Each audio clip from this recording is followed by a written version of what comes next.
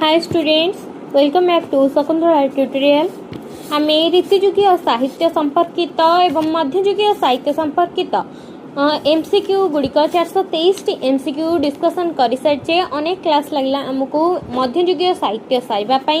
आज आम प्राचीन और मध्यजुगीय गीति कविता कोइली चौतीसा और पदावली संपर्कित केतेक एमसीक्यू गुड़ी को डिस्कसन करिबा। तेबे चलंतु आरंभ करिबा आजिर क्लास। ओडिया साहित्यर दर्पण पुस्तकर प्रथम प्रश्न हेउछि केशव कोइलीर रचयिता किए। फर्स्ट क्वेश्चन कौन ना केशव कोइलीर रचयिता किए। ऑप्शन है मार्कंड दास, वैश्य दास, महादेव दास, जगन्नाथ दास। आंसर हब मार्कंड दास। केशव कोइलीर रचयिता हेउछंती मार्कंड दास। केशव कोइलीर तात्विक व्याख्या अर्थ कोइली रे किए करिछंती? बलराम दास, वैश्य दास, जगन्नाथ दास, मार्कंड दास। आंसर हब जगन्नाथ दास। केशव कोइलीर तात्विक अर्थ व्याख्या किए करछंती अर्थ कोइली रे? जगन्नाथ दास करिछंती।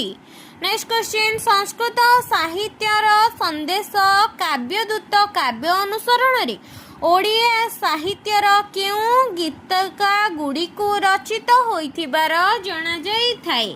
अर्थ कोइली, केशव कोइली, कलसा चौतीसा, जीवन चौतीसा।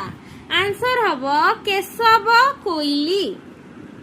संस्कृत साहित्य रे संदेश काव्य दूत काव्य अनुसरण रे ओडिया साहित्यर केशव कोइली गीति कविताटी रचित होइथिबार जणा जाई थाए। नेक्स्ट क्वेश्चन केउ गीति कविता रे माता यशोदा हृदयर मर्मभेदी वेदनार कोइली निकटरे प्रकाश करिछंती? कमलमुखी कोइली, केशव कोइली, गोपिका कोइली, ज्ञानोदय कोइली। आंसर हब केशव कोइली। केशव कोइली गीति कविता रे माता यशोदा हृदयर मर्म भेदी वेदना कोइली निकटरे प्रकाश करिछंती। नेक्स्ट क्वेश्चन चौतीसा रीति रे अर्थात क ठारू क्ष पर्यंत 34 गोटी व्यंजन वर्ण को आद्य रे रखी रचित पुस्तकर नाम कौन? केशव कोइली, राम विवाह, रसपंचक, विदग्ध चिंतामणि। आंसर हब केशव कोइली।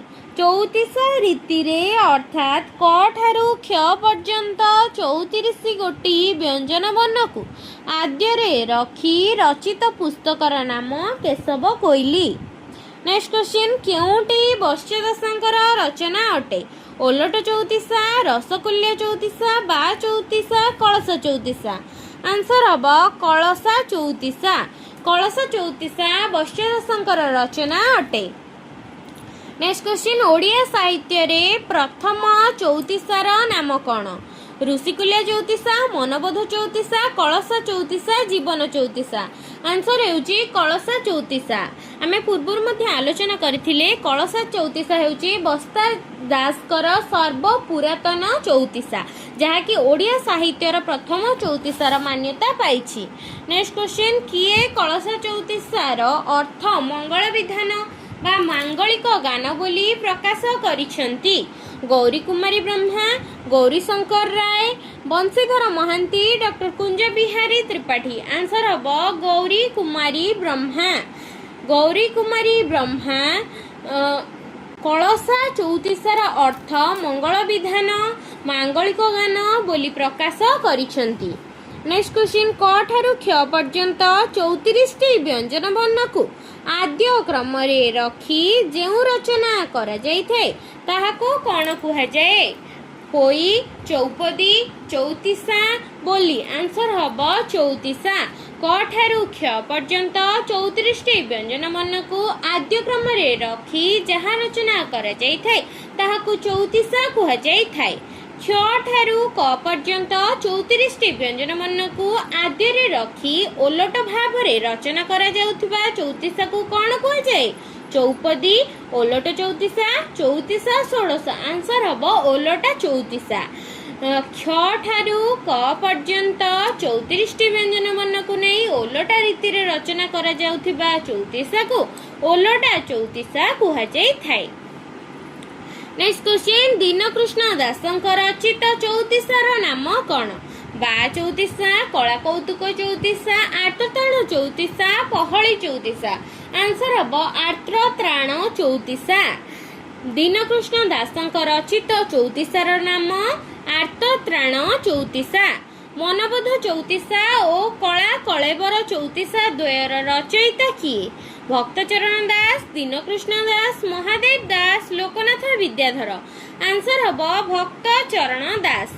मनबोध चौतीसा और कला कलेबर चौतीसा द्वयर रचयिता हेले भक्तचरण दास। पदावली साहित्य रे प्राथमिकता काहाकू दिया जाइछि? सांगीतिकता, भावार्थ, प्रकार्य, प्रकार। आंसर हम सांगीतिकता। पदावली साहित्य रे प्राथमिकता सांगीतिकता को दिया जाई अछि। पदावली शब्दटी प्रथमे केउ पुस्तक रे व्यवहृत होइथिबार देखिबाकू मिलिथाए? भागवत, महाभारत, गीत गोविंद, नृसिंह पुराण। आंसर हम गीत गोविंद। पदावली शब्दटी प्रथमे गीत गोविंद पुस्तक रे व्यवहृत होइथिबार देखिबाकू मिलिथाए। नेक्स्ट क्वेश्चन, क स्तंभ ख स्तंभ देखिबा। यशोदा कोइली किए रचना करिसंती? दनाई दास। दनाई दासंकर यशोदा कोइली। कांत कोइली काहार रचना? बलराम दास। बारमासी कोइली काहार रचना? शंकर दास। संसार बोधक कोइली काहार रचना? दीनकृष्ण दास। तेबे यशोदा कोइली हेउछि दनाई दासंकर रचना, कांत कोइली हेउछि बलराम दासंकर रचना, बारमासी कोइली हेउछि शंकर दासंकर रचना एवं संसार बोधक कोइली हेउछि दीनकृष्ण दासंकर रचना। केते छंद जानिलो सही नंद राजा से टिकी पिलाटी? एही पदावलीटीर रचयिता किए?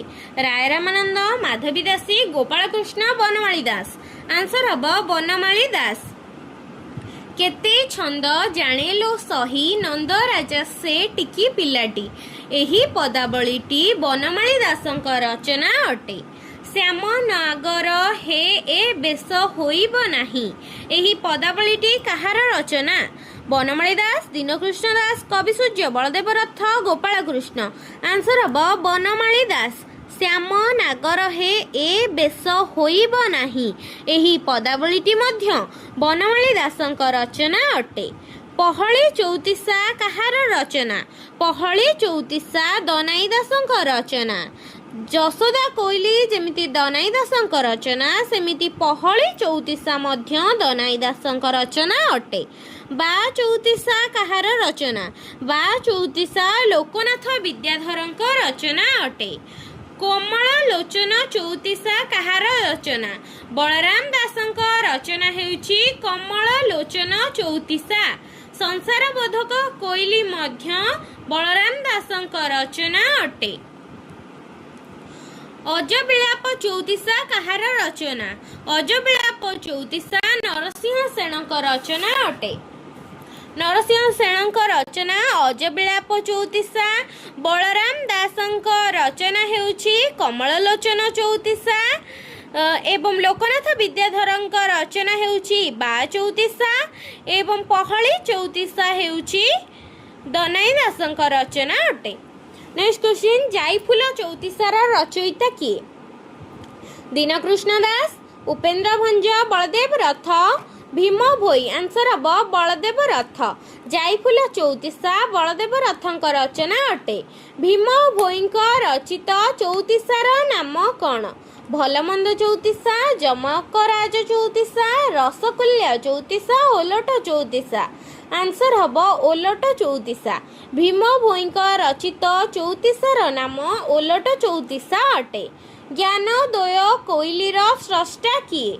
लोकनाथ विद्याधर बा नाथिया, अगणी नायक, सुलक्षणा पट्टनायक, कविसूर्य सदानंद ब्रह्मा। आंसर हम लोकनाथ विद्याधर बा नाथिया। ज्ञानोदय कोइलीर स्रष्टा हेउचंती लोकनाथ विद्याधर बा नाथिया। ଗୋପିକା କୋଇଲି କାହାର ରଚନା ଅଟେ? ଗୋପିକା କୋଇଲି ଗୋବିନ୍ଦ ଦାସଙ୍କ ରଚନା ଅଟେ। ଦୀନବନ୍ଧୁ କୋଇଲି କାହାର ରଚନା? ସୁଲକ୍ଷଣା ପଟ୍ଟନାୟକଙ୍କ ରଚନା ଦୀନବନ୍ଧୁ କୋଇଲି। ବାଳବୋଧ କୋଇଲି କାହାର ରଚନା? ଅଗଣୀ ନାୟକଙ୍କ ରଚନା ହେଉଛି ବାଳବୋଧ କୋଇଲି। କମଳମୁଖ କୋଇଲି ହେଉଛି କବି ସୂର୍ଯ୍ୟ ସଦାନନ୍ଦ ବ୍ରହ୍ମାଙ୍କ ରଚନା ଅଟେ। ଜଗନ୍ନାଥ ଦାସ ଅର୍ଥ କୋଇଲିରେ କୋଇଲିକୁ କେଉଁ ନାମରେ ସମ୍ବୋଧନ କରିଛନ୍ତି? ପିଣ୍ଡ, ଜୀବ, ପରମାତ୍ମା, ଆତ୍ମା। ଆନ୍ସର ହେବ ଜୀବ। ଜଗନ୍ନାଥ ଦାସ ଅର୍ଥ କୋଇଲିରେ କୋଇଲିକୁ ଜୀବ ନାମରେ ସମ୍ବୋଧନ କରିଛନ୍ତି। ବସନ୍ତ କୋଇଲିର ସ୍ରଷ୍ଟା କିଏ? ନାଥିଆ, ବାଳକୃଷ୍ଣ ପଟ୍ଟନାୟକ, ଦୀନକୃଷ୍ଣ ଦାସ, ଦ୍ୱିଜ ବଂଶୀଧର। ଆନ୍ସର ହେବ ଦୀନକୃଷ୍ଣ ଦାସ। ବସନ୍ତ କୋଇଲିର ସ୍ରଷ୍ଟା ହେଉଛନ୍ତି ଦୀନକୃଷ୍ଣ ଦାସ। ଆଜିର ଆଲୋଚନାରେ ଆମେ 24ଟି MCQ ଡିସ୍କସନ୍ କଲେ। ପ୍ରାଚୀନ ଓ ମଧ୍ୟଯୁଗୀୟ ଗୀତି କବିତା ବା କୋଇଲି, ଚଉତିଶା ଓ ପଦାବଳୀ ଉପରେ। ନେକ୍ସଟ କ୍ଲାସ୍ରେ ଆମେ 25 ନମ୍ବରରୁ MCQ ଡିସ୍କସନ୍ କରିବା କୋଇଲି, ଚଉତିଶା ଏବଂ ପଦାବଳୀ ସମ୍ବନ୍ଧରେ ଓଡ଼ିଆ ସାହିତ୍ୟର ଦର୍ପଣ ପୁସ୍ତକରୁ। ଯଦି ଭିଡ଼ିଓଟି ଭଲ ଲାଗିଥାଏ ଲାଇକ୍, ସେୟାର, ସବସ୍କ୍ରାଇବ୍ କରିବେ।